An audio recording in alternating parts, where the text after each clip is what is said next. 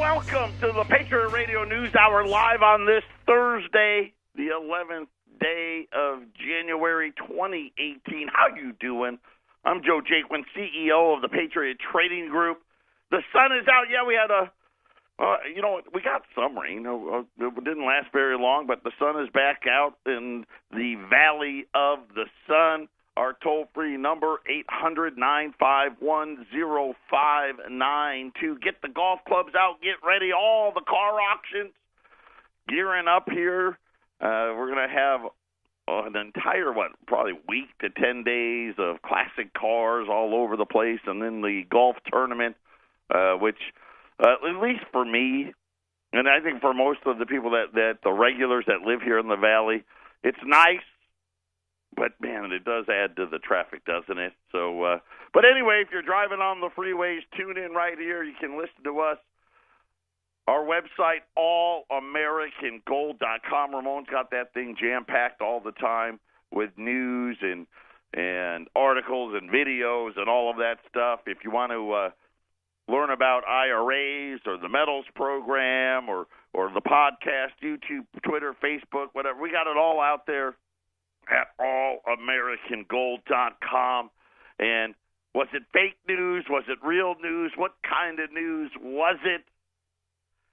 Are the Chinese going to stop buying our bonds? Are they going to slow down the purchases? Or are they going to do nothing at all? Nobody really knows. Yesterday, Bloomberg broke the story that Beijing has at least begun talking about slowing the purchases of U.S. Treasuries this morning. They don't know. I'll just give you the headlines. China says diversifying FX reserves. Okay, that's your foreign reserves. Warns report on U.S. bonds may be fake. We don't know. Maybe it is. Maybe it isn't. We're just letting you know who is in charge here, and it's not you. And this is the problem. See, when you are a debtor, you don't have the power. You don't have the authority, and the Chinese are letting everybody know. But the country, the current regulator, so I guess the head guy, said Thursday that it may not be true. We may or may not be halting the purchases. The news, and I don't know if it's there's a language issue, and maybe something was lost in translation. The news could quote the wrong source of information or maybe fake news, according to the State Administration of Foreign Exchange in a statement published on its website. And again, I don't know. Here's what I do. Here's what I really, when I think about the whole thing, I really truly believe the Chinese have absolutely talked about it. I think the Chinese also at the same time are like, hey, listen, we want to take our time. We've got a plan, right? We have our plan. We know what we want to do and when we want to do it, and we wanted to, throw it out there, and then we'll take it back. Oh, yeah, well, maybe it was fake news. Maybe. Maybe it was. I guess, when you say maybe, that kind of leads to maybe it isn't. But I think, again, they're very smart. And they threw it out there. They let it be known. They were getting, I don't know if they were upset about something or if it was more posturing or if it was something like, hey, listen, be careful. This debt thing starting to get a little bit out of hand. All right, and I think it's probably all of those things, right? It's a little bit about that. It's a little bit about this, and a little bit more of over here, and of course the fact that they are going to start clearing trades in their own currency. You put it all together, and I think you've got the recipe for, hey, down the line, this is what is going to happen. and we're just letting you know, and then we'll come out today. And you know what? Here's the thing, and I think the whole market has the same reaction I do. You look at gold's up today, 1,321, 1,322. The bond market, it sold off a little bit, but not that much. It's still at 256. Remember, it got to 259. That 260 is some resistance there. But I think overall everyone kind of accepts the fact that it was probably, yes, this is what it is that we're dealing with. This is what we're talking about. We're not ready to put it into action yet. But nonetheless, it's out there, and we're not going to confirm it or deny it. It may be news. It may not be news. Maybe it's fake news. I love that fake news. Where did I guess, was it Trump that maybe, I guess he needs to give credit for that, right? Because there's so much of it out there. But then again, I think it's the reason why a lot of people tune into this show. Because, we don't really get too involved, and we try not to get too involved in the politics of things, and we try not to get caught up in the day-to-day movement of things. We're very practical. We've always believed, hey, don't put all of your money into any one thing. Don't put it all into gold. Obviously, you shouldn't have it all in the stock market or the housing markets or anything of that nature. And we really just try to look at long-term financial health and long-term financial health of the United States, because this is where we live. This is what we care about. And when we think about those things and trace it back to why the Constitution was written the way it was written and how it's all unfolding today, very, very interesting. Patriot Radio News Hour. We'll be back right after the break.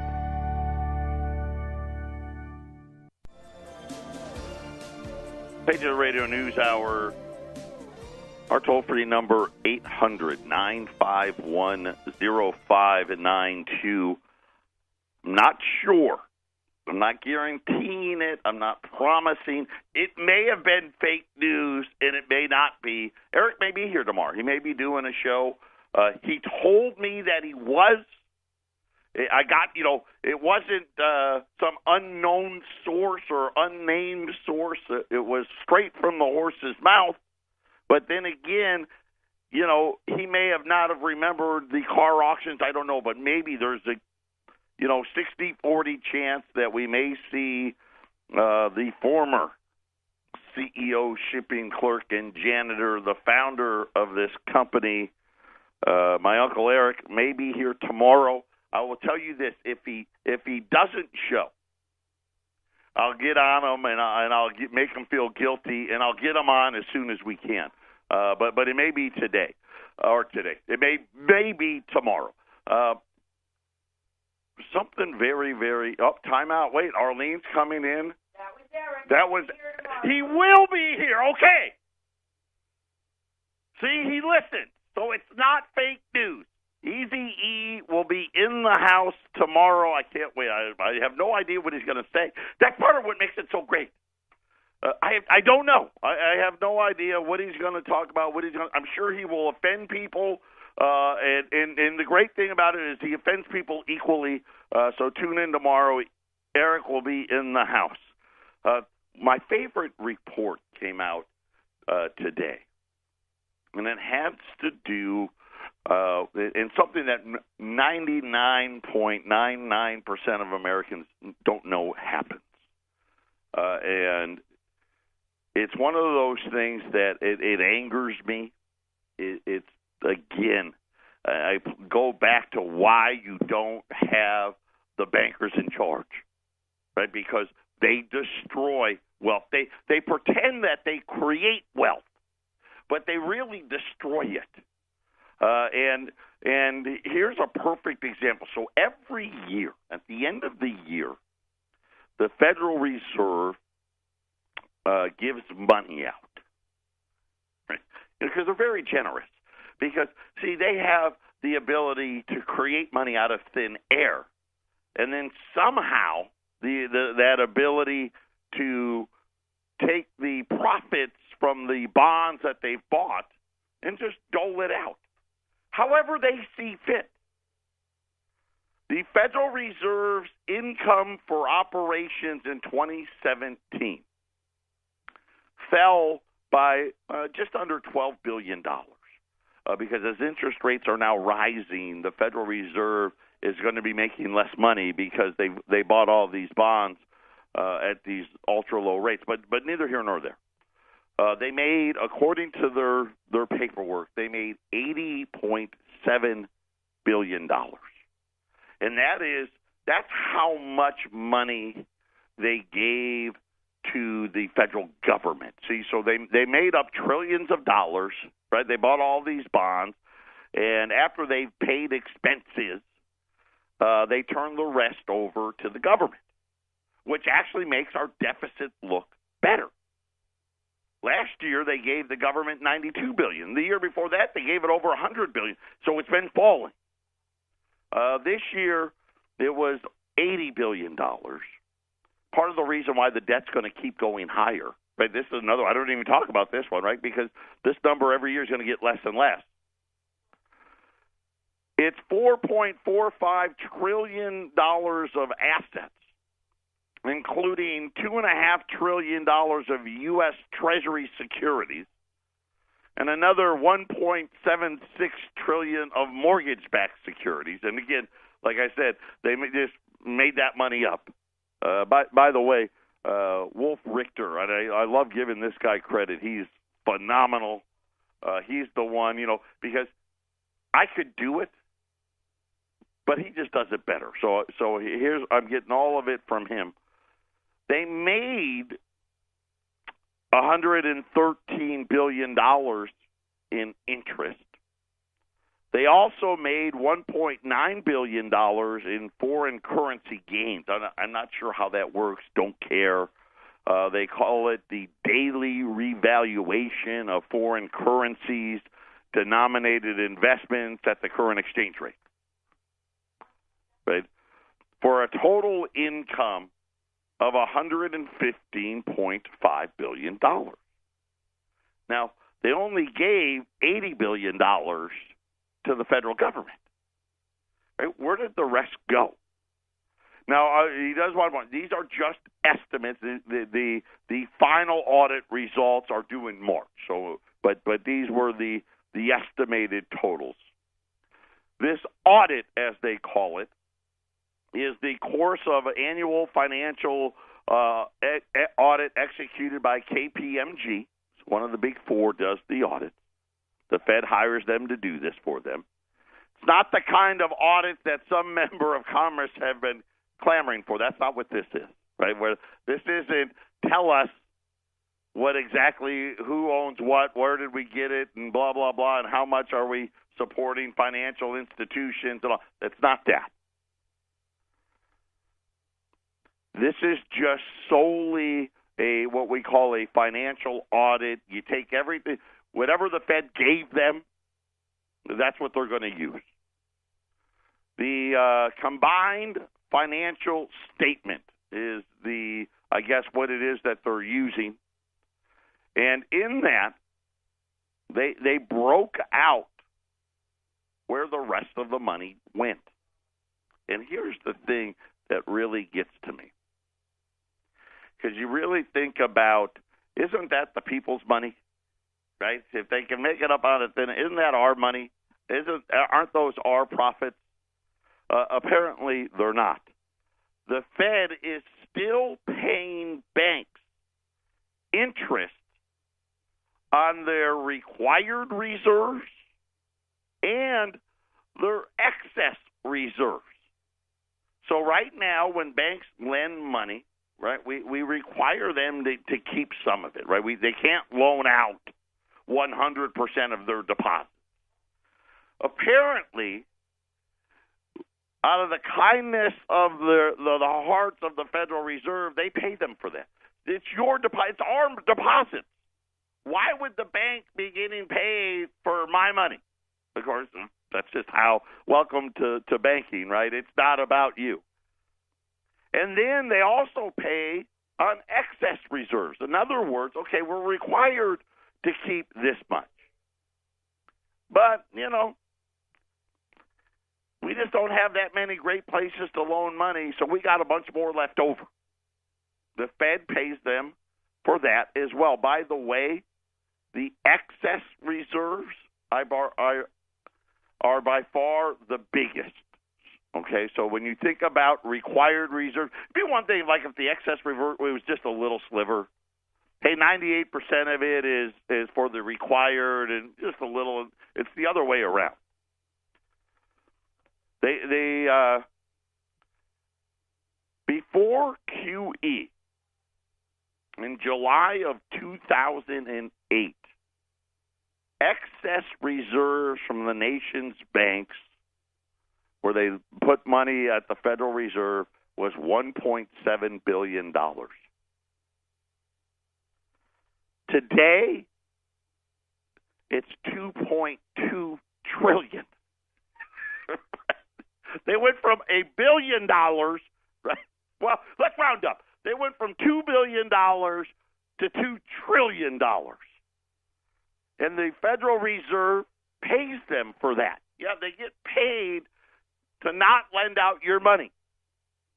According to the audit, the Federal Reserve paid out $30 billion just this year alone to the nation's banks.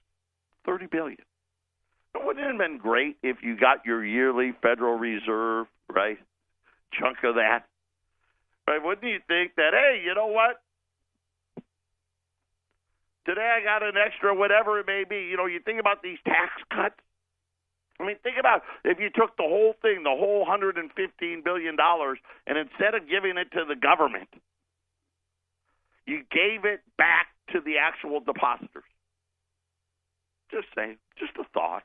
I mean, that's crazy talk, I know. But, yeah, so this year, $80 billion went to the federal government. Again, that's down about $12 billion from last year. And if you figure on that path, then this is the other thing no one talks about. If interest rates really do go the other way, Federal Reserve is actually going to need money. Right? It'll actually go the other way if they still have the assets. Part of the things we don't talk about why they want to sell down these assets, because if it goes the wrong way for long enough, and they're still holding $4 trillion, they'll need money. Just a thought. Another reason why all of these debts can go the other way. But yeah, and then the $30 billion to the banks. When you think about this, how could you not be making all this money? Right? You're getting paid $30 billion, and that like the Big 12 that Kashkari was talking about, they probably get like $28 billion of the 30. Man, I know it just doesn't. It makes no sense. And you think about the our whole economic system, and they're trying to tell us and convince us that they fixed the banking problem and all of this thing. I guess it'd be fixed if they're getting $30 billion of free money every year. And one of the things that, again, that they created, this is not something that was standard operating procedure. This was one of the other things they added to the banks. Oh, hey, we're going to start paying you for not lending your money. So at the end of the day, every night, the bank you have this much in deposits. You have to keep this much that you're required, but you have trillions of dollars more than that. Guess what? We're going to just pay you. We're going to pay you some money for all of that money. And now you kind of see how, behind the scenes, things are really working. And eventually, as they sell down, allegedly, right, that would go away. Now, they added this rule about paying on deposits. I have not heard the Federal Reserve even mention taking that away. Because if they took it away, think about this. Because, like, again, this was not something that they always had done. That would have been an extra $30 billion that at least would have been turned back to the government to reduce the national debt. I mean, since when do public companies get, well, I guess we're always, right? They're always picking the winners and the losers. But now this private entity, the Federal Reserve, can sit there and pay out $30 billion to their buddies?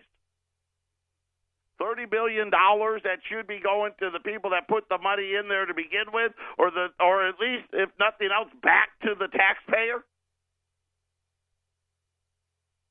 I mean, you just think about corruption and things that, I call it the sniff test, right? You give it the sniff test, you're like, yeah, that doesn't seem right. That seems awfully shady.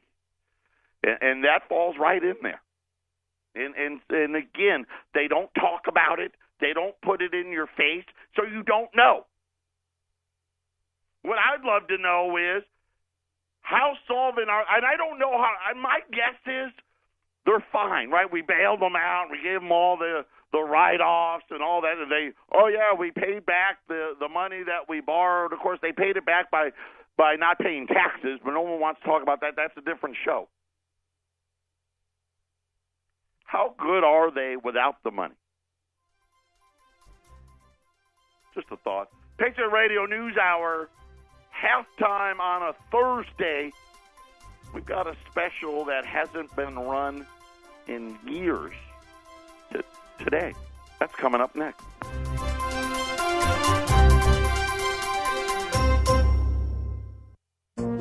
This is the Phyllis Schlafly Report, a daily commentary continuing the conservative pro-family legacy of Phyllis Schlafly. Now from the Phyllis Schlafly Center Studios, here's Ryan Haidt. Championed by Phyllis Schlafly for years, our unique patent system has helped make our nation the breadbasket of nearly all great inventions worldwide. In addition to the light bulb and telephone, Americans invented the airplane, the transistor at the heart of all electronics, and the Internet. The American economy grew fastest when innovation was fully encouraged by our unique patent system. Our economy depends on new inventions to grow because cheap labor will always be available in other countries. Our competitors, such as China, recognize how important innovation is, and they force American companies to share inventions with them. But the America Invents Act, which Phyllis Schlafly opposed, takes rights away from the future Thomas Edisons by granting patent rights to the company that files first for a patent, rather than to the inventor who created the invention. This tilts our patent system in favor of big corporations and against the small inventor, who has always been the wellspring of Yankee ingenuity. Beginning in 2013, the America Invents Act has had a terrible effect on American innovation and our economy.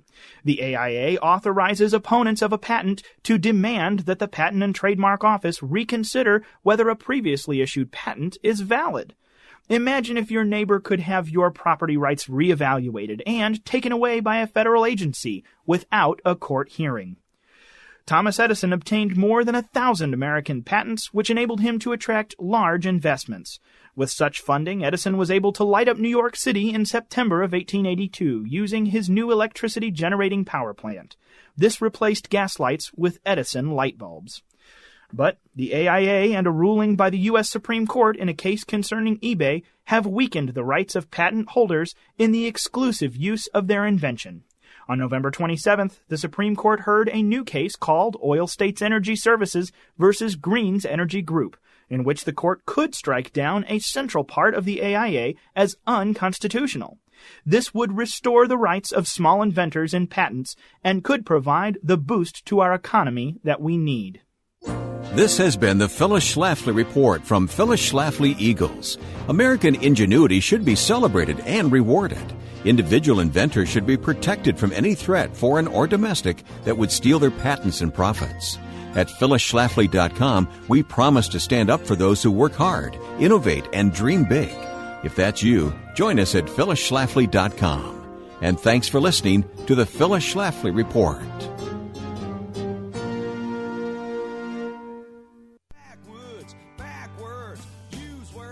Welcome back. back, 800-951-0592. Eric will be in tomorrow. I'm excited about it. I can't wait to see what he has to offer, so make sure you tune in for that. This just did Brent crude. So you got NYMEX and Brent. NYMEX crude is, U.S. crude.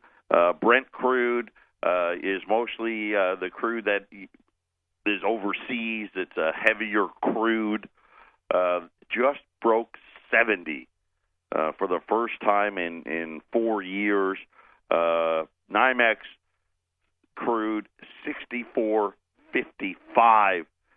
I don't know. I saw an article today that we could see $3+ gasoline in the United States again. Could be making a comeback. We'll have to see how. Again, a lot of money out there. The dollar under pressure. Matter of fact, let's just check in the dollar. Gold's up 3 right now. Yeah, the dollar down 48 basis points, 91.87. It's been as low as 91.80. Again, so that's right near the lows. And again, I wouldn't be shocked to see the dollar back in the 80s. The way things are going right now, it just feels like that's kind of this phase of the market we're in, where we've got the raising of rates and the fear that the rates are going to hurt growth. Then you have things like the tax cuts, and we still don't know about infrastructure and everything else where we could get growth. And then you have the part that we're getting the growth because of the huge jump in the debt, and then you have the part where now the ECB, as an example, they're getting ready, right, to stop. They're still buying bonds, they're still doing QE, but today they made another announcement today that's winding down. So now you have another case for dollar weakness. I think that's going to continue because they're fearful of interest rates getting too high and shutting off the growth that they are hoping for from the tax cuts. At the same time, the euro has been gaining strength as they're starting to wind down their quantitative easing. And then the bigger issue is how big is the debt going to get, and then whether the Chinese. I think the Chinese did it on purpose, right? Hey, we're going to leak it, and then we'll kind of say, well, maybe it was fake news, but we're just letting you know kind of where they stand on the debts, and so you have that pressure as well. Very, very great cyber. Dow's up another 100 points today.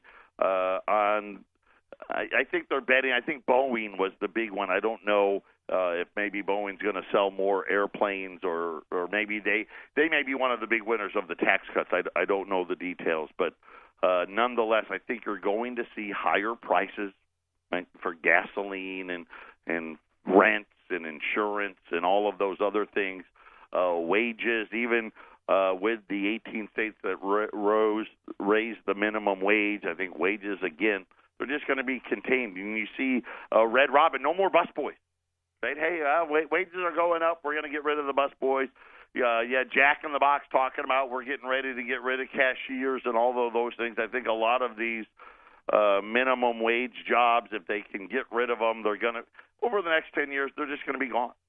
And nonetheless, that's the market we're in. We do have, I said before the break, we have something we haven't run in years. And the answer is just because there's not enough supply out there and to do it. But we have the Indian trio. When we run an Indian, and remember, the Indians were the fractional coins that went with the St. Gaudens. So you had the Liberties, you had the 20s, the 10s, the 5s, and the $2.50 Liberties. And then Teddy Roosevelt thought the Liberties, they weren't majestic enough to showcase the power that America was. And he commissioned Augustus St. Gaudens to come up with a new design, hence the St. Gaudens coin. Bella Pratt was commissioned to do the Indians. And they made the $10 Indian, which is, the half-ounce Indian. That's the female Indian. That's the Lady Liberty, the side profile of Lady Liberty's face, and she's got an Indian headdress on. And then the $5 and $2.50 Indians, those are the male Indian, and that is actually a male a coin that resembles an Indian male with the Indian war, the feather headdress. I say it's a war headdress. I don't know. It may not be, but with his Indian headdress on. And I say it all the time. The $5 Indian is my favorite coin. It's just I think the best coin we ever made.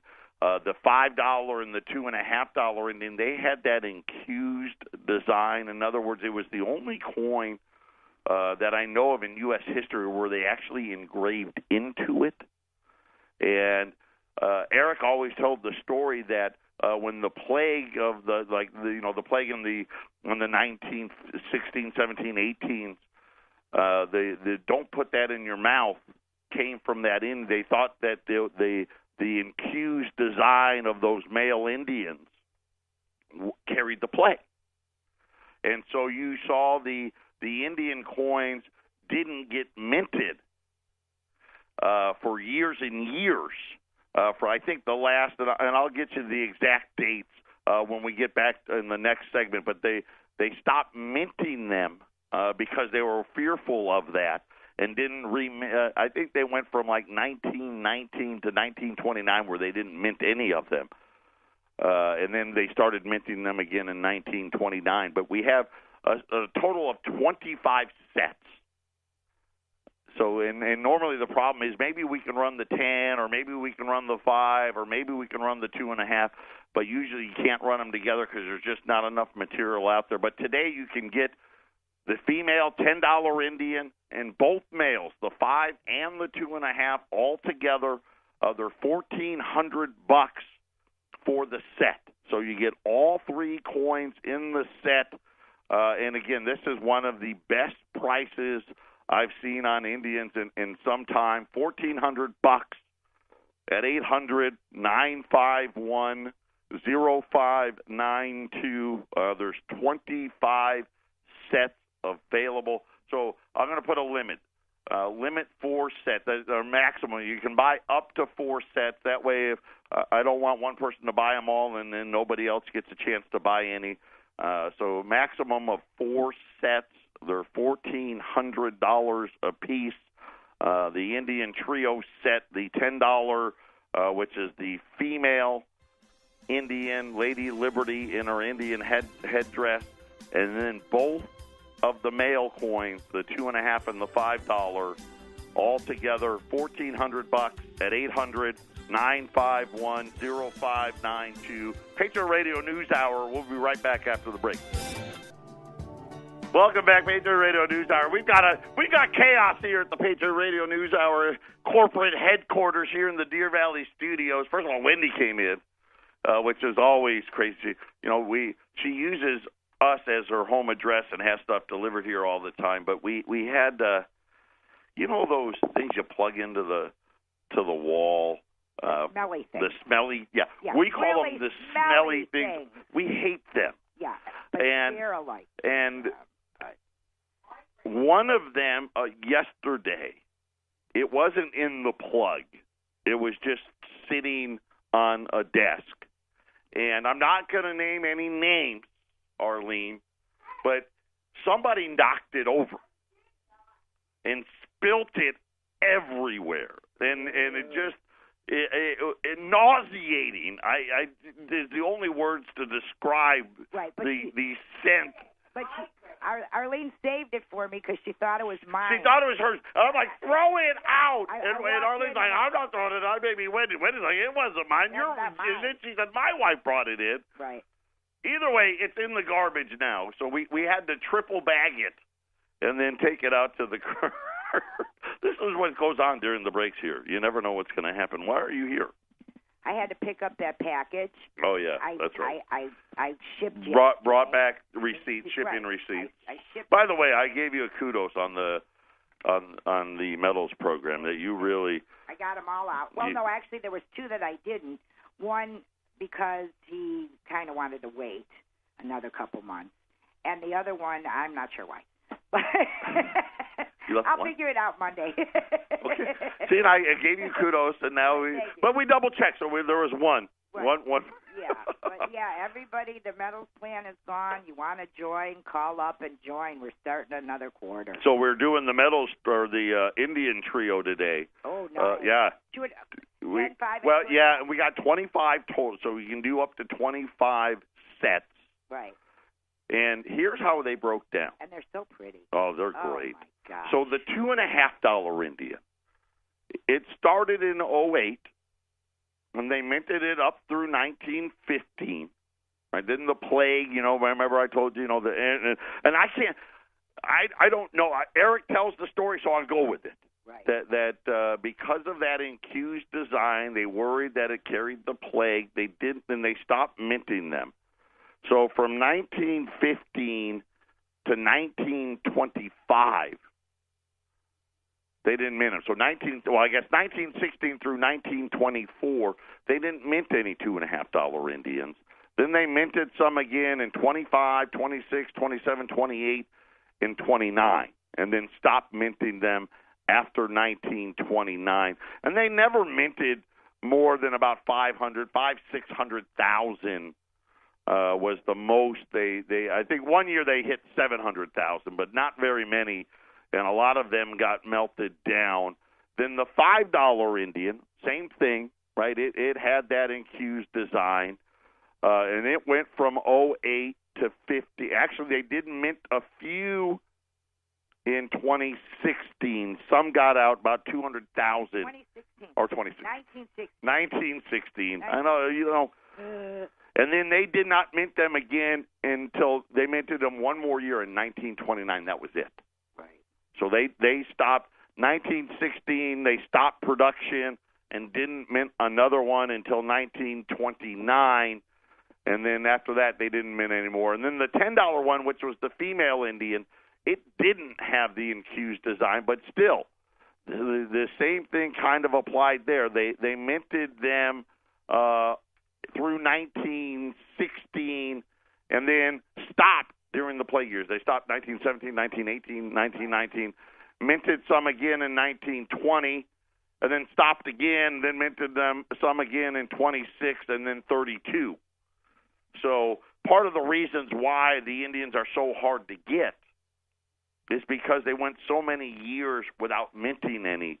And on top of the fact that even when they were minting them, their production levels were never all that great. So take advantage of the Indian Trio set. You get all three coins for $1,400. That's a good price. That's a great price. It really is. On Indians, it's a really, really good price.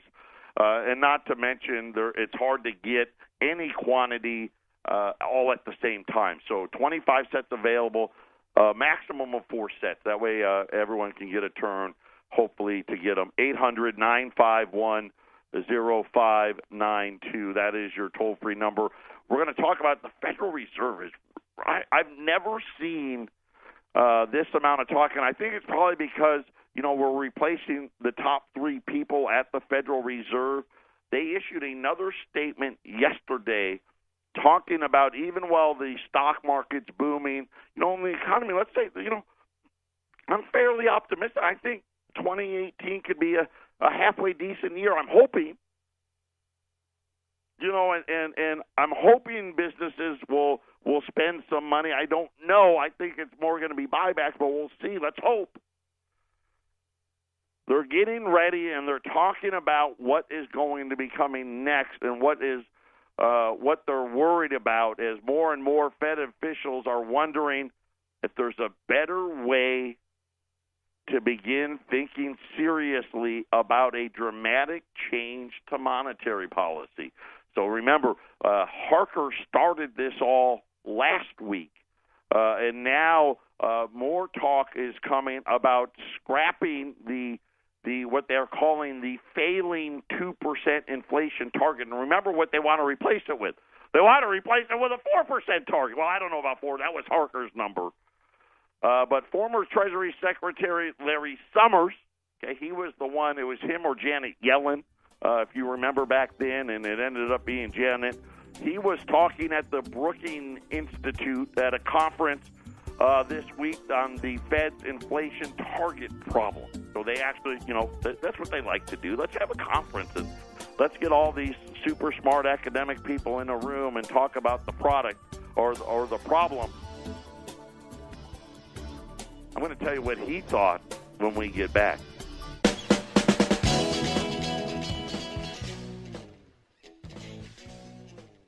Patriot Radio News Hour, final segment. Hey, Wendy, hold on. Don't leave yet. Final segment. Sorry about that. All kinds of crazy stuff happens during the breaks. But Larry Summers was talking at the Brookings Institute, and he brought up some really great points.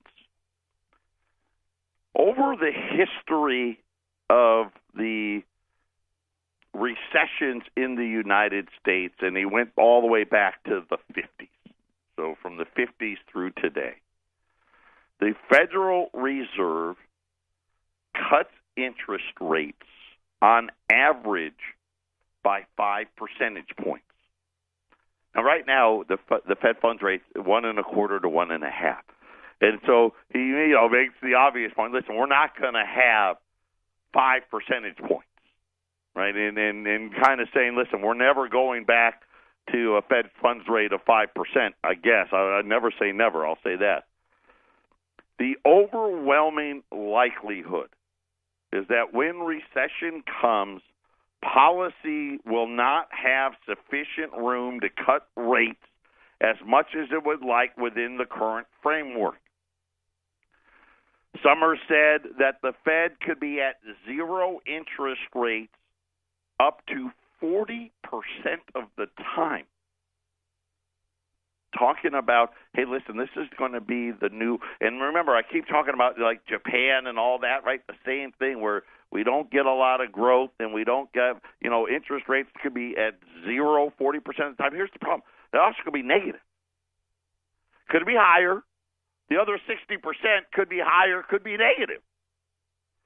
I am completely unconvinced that quantitative easing can be our salvation the next time around, right? So, in other words, adding to the balance sheet, that's not going to be enough. So he's saying, listen, cutting rates isn't going to be enough. Quantitative easing isn't going to be enough. The recent tax bill, which boosted the deficit outlook, means the fiscal side will have less ability to respond the next time around as well. And of course, we can argue whether that's been effective or not. Gaining the solution, gaining the most traction, mentioned by Federal Reserve officials and academics, is called price level targeting. So we've got a new term we need to know now.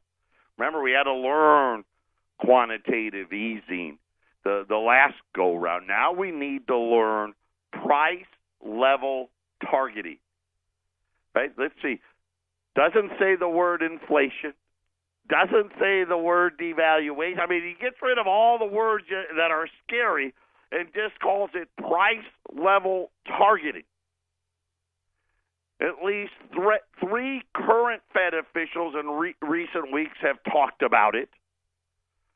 Currently, the Fed policy calls for the Federal Reserve to hit a 2% inflation target.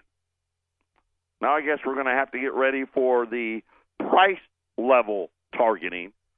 The price level targeting would ratchet up the seriousness of the effort. What does that mean? We go back to zero right now because we're not there? Is the Fed going to print even more money?